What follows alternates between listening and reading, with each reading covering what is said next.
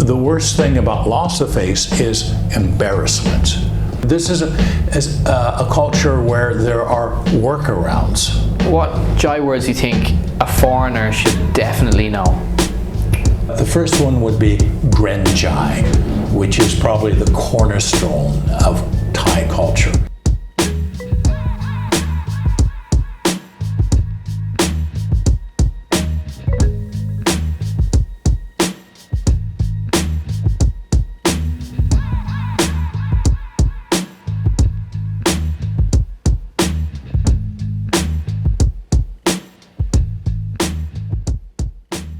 Hey folks, Pete here from Thairish Times. What's the story? I actually forgot to say watch the story in the previous video, so I'll give you another one. What's the story? Well, the story is, if you've been following the channel, you'll remember about a month ago we interviewed a gentleman named Christopher G. Moore, who has spent 34 years in Thailand. Christopher is quite well known for the books he's written, especially his Vincent Calvino detective series.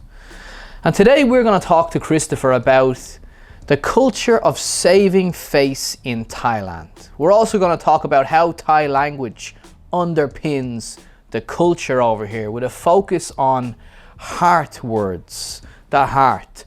Bari-bum, bari-bum, bari-bum. The heart words. Now the word for heart is Jai. And that word is used in so many other words over here in Thailand. Hundreds of words, and in this video we're going to discuss them because Thai people use them to express feelings, express emotions.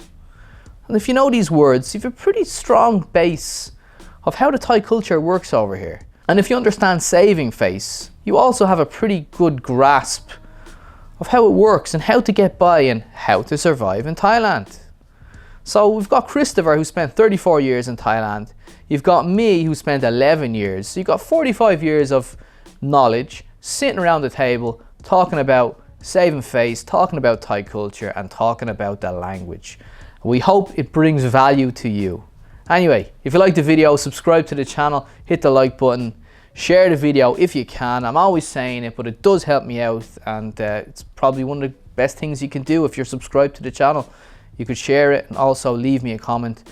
This how this algorithm works. We're all trying to crack this algorithm. Anyway, without further ado, let's go meet Christopher. Cheers. Christopher, thanks very much again. Part 2.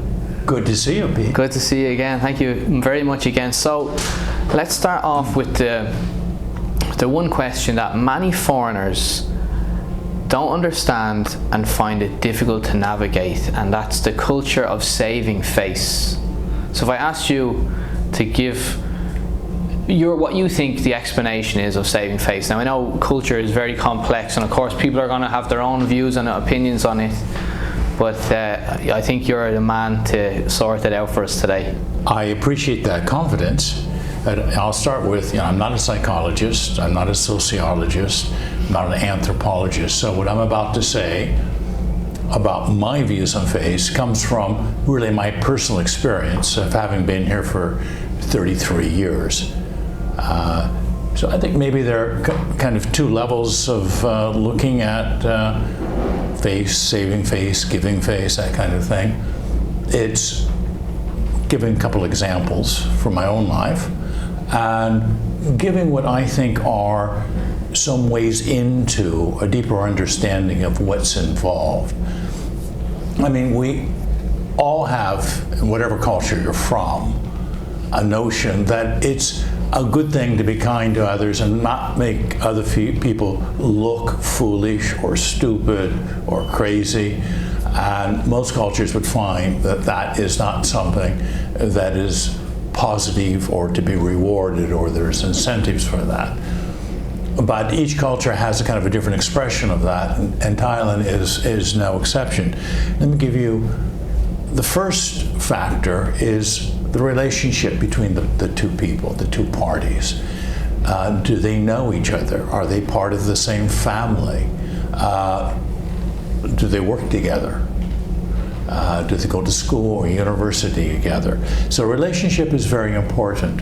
And also in Thailand, age is very important. One of the things that a lot of foreigners find unusual and maybe discomforting at times is one of the first questions a Thai person would ask you is, how old are you? And that's a very important cultural question for them, because if you are older than them, then they will have to pay deference to you, your opinions, your views, and you will be more resident in yourself of being aware that that person, being older than you, deserves respect. And so the relationship based on age is very important. It's a P-non culture. And I think, occasionally, I've been in a cab and in Bangkok, and I'll see the driver's kind of looking in the rearview mirror, and I'll refer to him as P, even though it's clear he's about 30 years younger than me. And that always elicits a moment of concentrating. How old is this guy? Am I actually older than him or not? Because it's based on a sense of trust. So the Thais tell each other they're very honest about their age, because their age immediately places them in the hierarchy of whose face is the most important in this encounter. So that's the first takeaway, is the age. The second would be the status of the person. Is it a teacher? Is it a civil servant? Is it a monk? Is it a high-level official? A celebrity? These kinds of people are elevated and given face in society.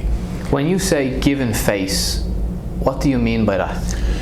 In a sense, to give face is to defer to that person's belief, their opinion, their worldview. It's a matter of, by giving face, it's accepting the fact of what they've said about a particular thing, or it could be anything from creative to very mundane, is not going to be challenged. It's age, it's the status of the other person, and I have another point here as well, is how do strangers or foreigners fit into the face culture? Because for the Thais, they can navigate very easily with other Thais, because the relationships are ones that they grow up with. They know within a relation context how face works.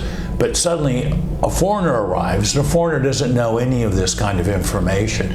They're operating out of their own cultural milieu when they come to Thailand.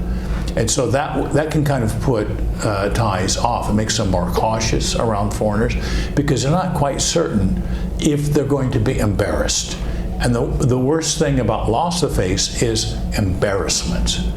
The person feels that somehow they've lost who they are, their identity, to the point where that's what makes losing face can be a dangerous thing to have done in Thailand. That's an interesting point, because I think that's one of the most common mistakes that foreigners make over here, and I've made that mistake myself. Right. I'll tell you a story of how it happened. About 2 years ago, someone asked me to check their work. Right. So they submitted their work to me, and I marked it, I looked at it, I fixed the errors, and my mistake was I went back to that person and I gave them back the paper with the mistakes cleared up, and I said, you need to fix this, fix that, whatever. And I did that in front of 2 other people in an office, and that person did not speak to me for about 4 months after that. And that was like a rude awakening for me, that even though I was polite and respectful, I was coming at it from a Westerner's point of view, because I'm from Ireland, and in Ireland that would not be seen, it wouldn't be seen in a bad way, you know. It's like, oh, I made mistakes, okay, I'll fix them, yeah, no problem, and we just carry on. I wasn't trying to like one up someone, like, oh, you've made mistakes, and lord it over someone. I literally was like, here, these are mistakes, you asked me to mark it, check it, I checked it, here you go. That brings the second part of the element of face, setting. Setting is very important. You can say things in private with a person, but public means if there are 2 other people in the room or there's an audience there. is that the face is not just for you, it's for everyone in that situation that they find themselves in. So the worst thing that can happen to a Thai is a public loss of face. So one has to be careful. If you're going to have something where you have to check someone else's work, you're being critical of certain passages, you make certain that you do that in private. And Thais will appreciate that. They will understand. It's not that they can't take criticism. It's criticism amongst their peers, their friends, their relatives, the community that's very difficult. So it's relationship, it's setting, so what causes loss of face? You know, we all have beliefs and opinions and points of view. And if I challenge your point of view or criticize it, I say, Pete, you know, your ideas on the best kind of car to buy in Thailand, I don't think you've got it right. I think you should do this. So I've challenged you, and you think, well, first of all, I'm older. I sell cars. I've been a racetrack driver. I have all these credentials, and you're challenging me, kind of thing.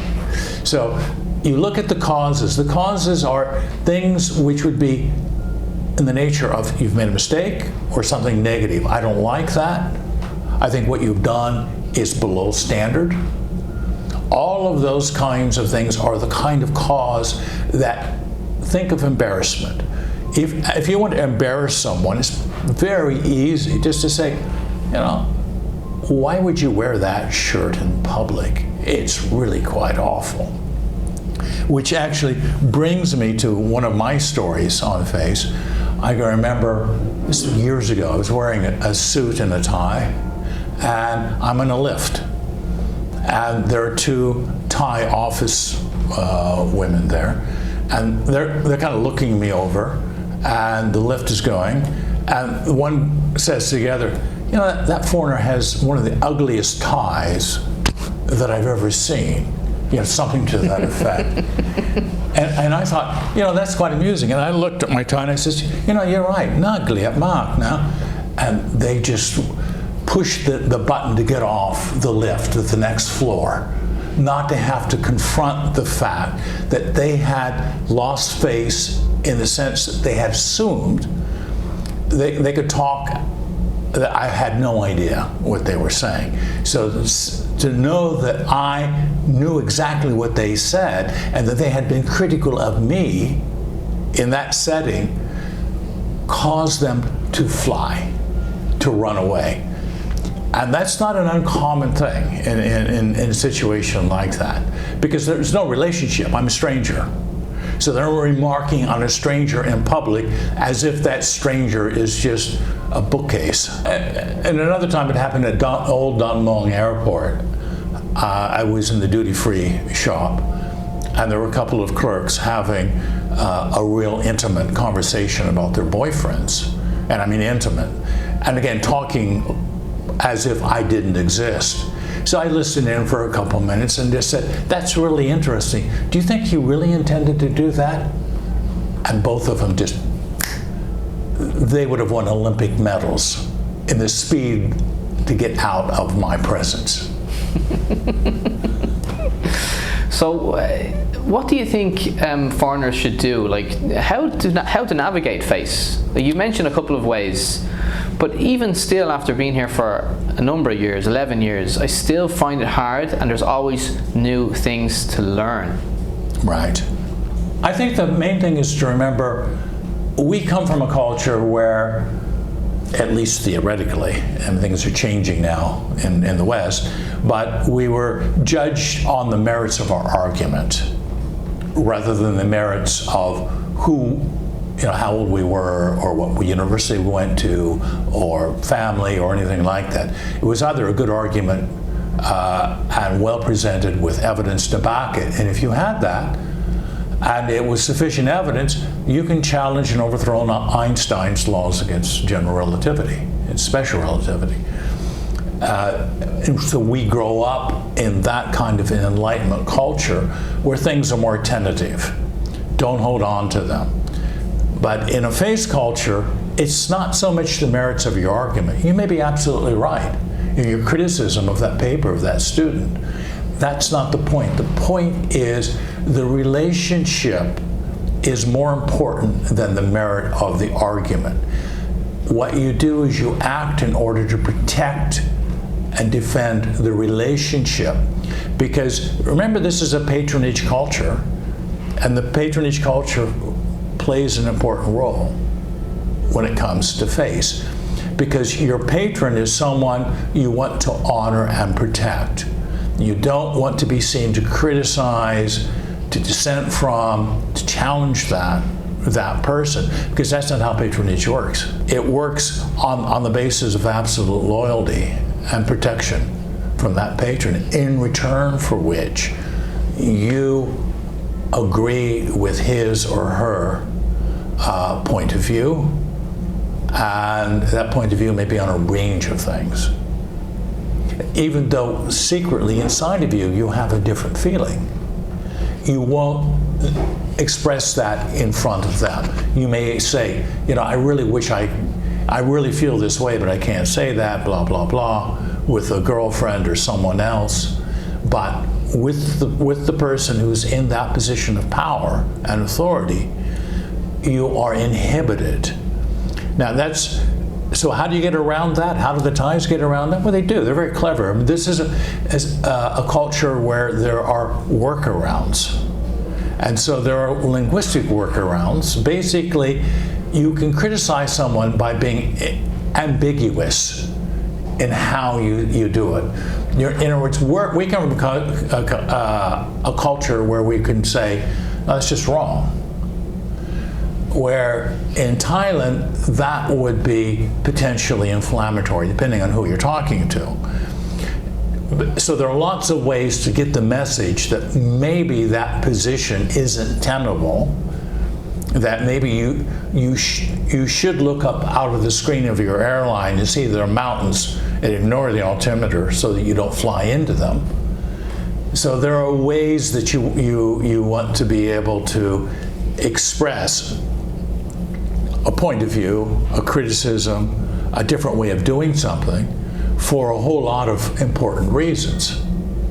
And you can do that, but it's more delicate, it's more playful, as opposed to, we tend to have more of a hatchet job. We put the hatchet in, that's wrong. Where for the Thais, that just seems a little too brutal, a little too much in terms of how that person can accommodate that. So rather than putting a hatchet in, you do a presentation that is a little bit ambiguous, that gives indirections. This is indirect, ambiguous discourse. And so it takes a lot longer to have a conversation. Foreigners tend to be less patient when they don't know the culture. The longer you stay here, you realize that, like you said, it's a workaround. For me, I always thought of it similar to that. I always thought of it like everything is still possible, even if the answer is no.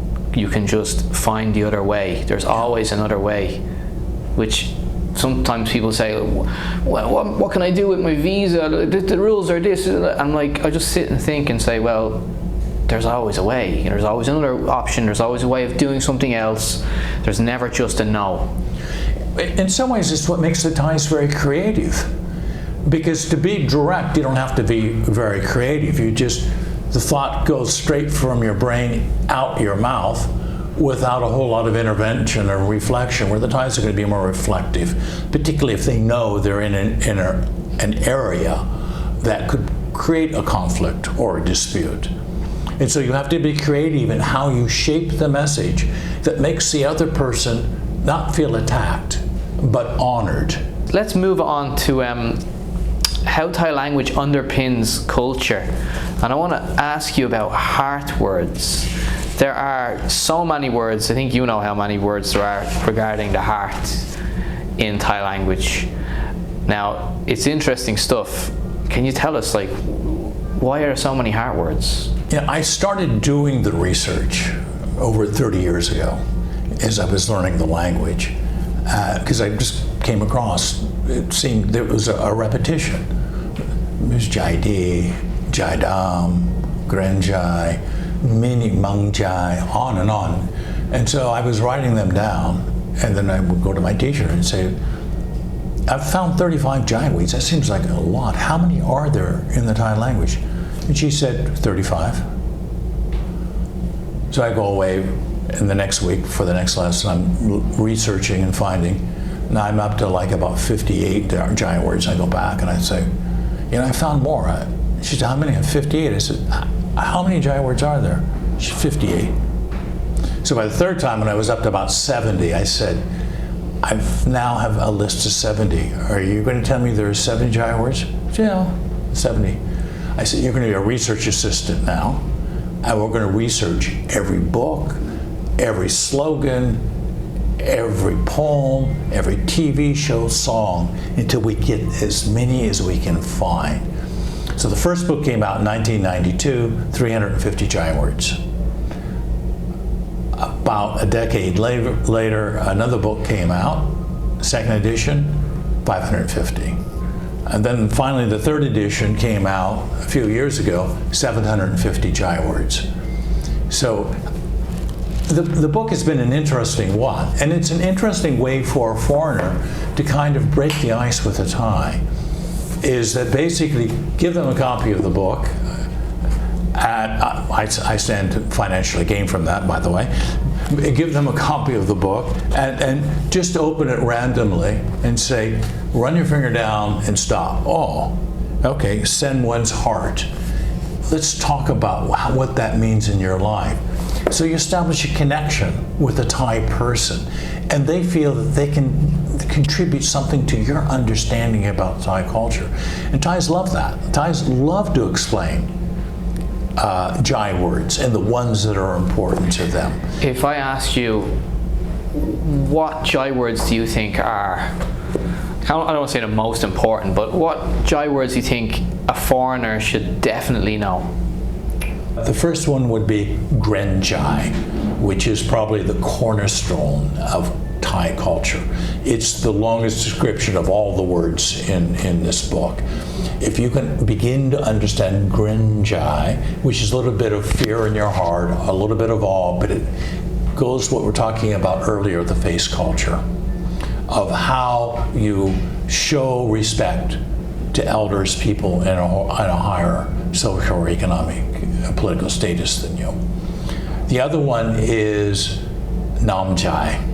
Nam Jai happens to be one of my favorite ones as well. It's those little acts of kindness and sympathy, not for your friends or your neighbors or your girlfriend, your boyfriend, whatever, because that's expected. It's with strangers, people you'll never see again. Opening a door for someone, allowing someone to get in, who's trying to get in from a side soy into the stream of traffic, and obviously they've been there for a long time.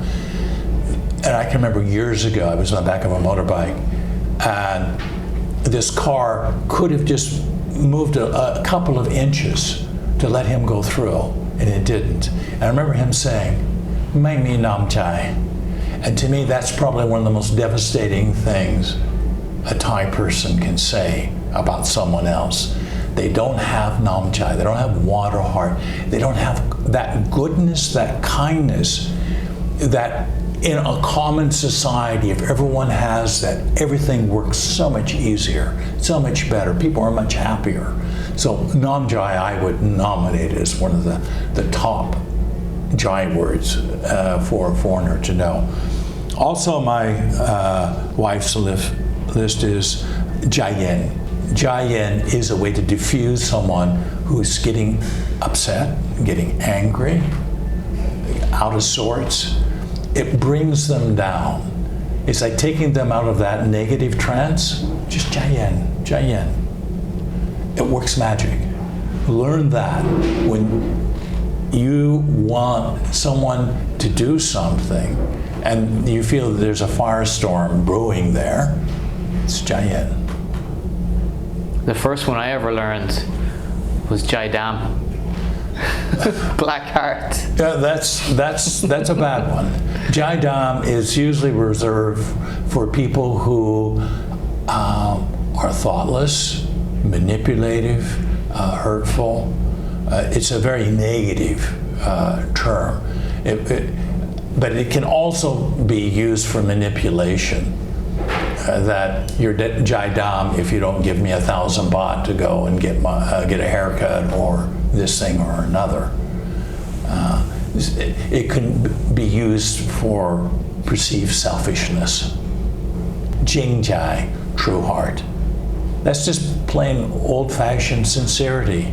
Thais love Jing Jai.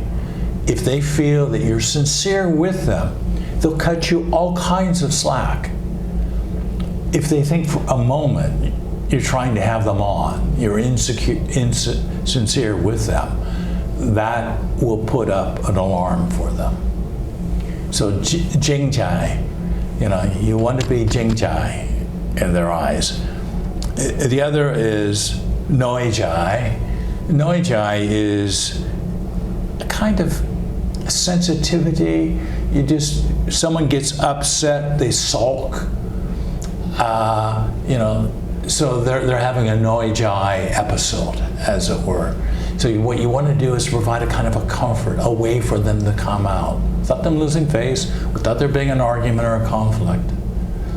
But when you see someone sulking because they're not getting their way one way or another, it's just like Noi Jai.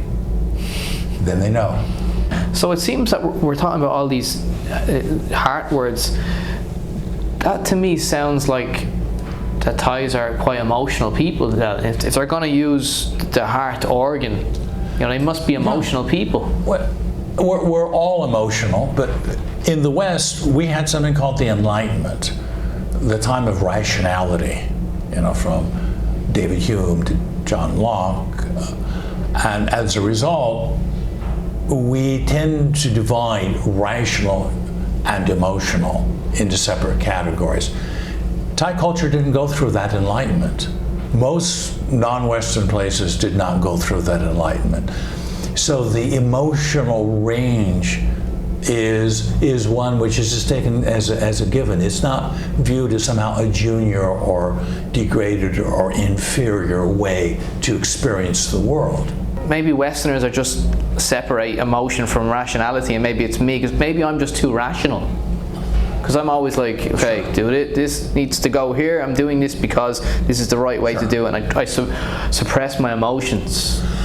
I think we come from a culture where we are thought that rationality is superior, emotions are inferior, and will lead us into a dead end. Where with the Thais, they're much more comfortable as emotional beings. I mean, we are all emotional beings, but we tend to mask it in the West with this veneer of rationality. It's always starting with, okay, that's a proposition. Is it testable? If it's testable, then what is the evidence? And what are the problems with the evidence? So you start to see a highly critical, logical, analytical process and method of interpreting the world, of processing your reality that is constructed. It's constructed from ideas that come from the Enlightenment. Thai people, they can just enjoy a moment, I think, a lot easier than a Westerner can. Sure. Like a party could just happen at a drop of a hat. It's one of the great things about living over here. I like the sanook, how people can enjoy. The word enjoy, when Thai people use that word in English, to me it always has a different meaning than when I use the word enjoy. There's Thai people like, I enjoy. Like, there's more feeling when a Thai person says enjoy than when I say enjoy. Yeah. I don't know, it's hard for me to explain that. No, I think it's true for most Westerners, because our joy level has been muted by rationality. We don't let us feel too joyful, too happy, too unhappy, because that's going to lead us down an emotional path that we're told leads to darkness, where the Thais don't have that. They're much more exuberant. I mean, look at the festivals, the dancing, the music. They really let go. And if someone's interested in buying this book, where can they get it? You can get it on Amazon. Just go on Amazon, and it's a book which has the phonetics, so you learn how to pronounce it correctly. It has the Thai script as well, and it has it's all in English, so it gives examples of each of the 750 Jai phrases. Well, I'll leave a link in the description for your book. Christopher, it's been a pleasure. Thanks very much. This was a really enjoyable conversation. Well, thank you. I hope your viewers will find something of use here and there. Oh, they will, for sure, they will. Thank you very much, really appreciate it. It was a great conversation. And folks, leave us a comment. What did you think? I know there's many people here that love Thailand on this channel, and some people are going to resonate with what we said, some people are going to agree, some people are going to disagree, but that's part of life. So leave your comments in the comment section. Let's have a chat about Thai culture. Like the video, subscribe to the channel, and I'll see you on the next one. Cheers.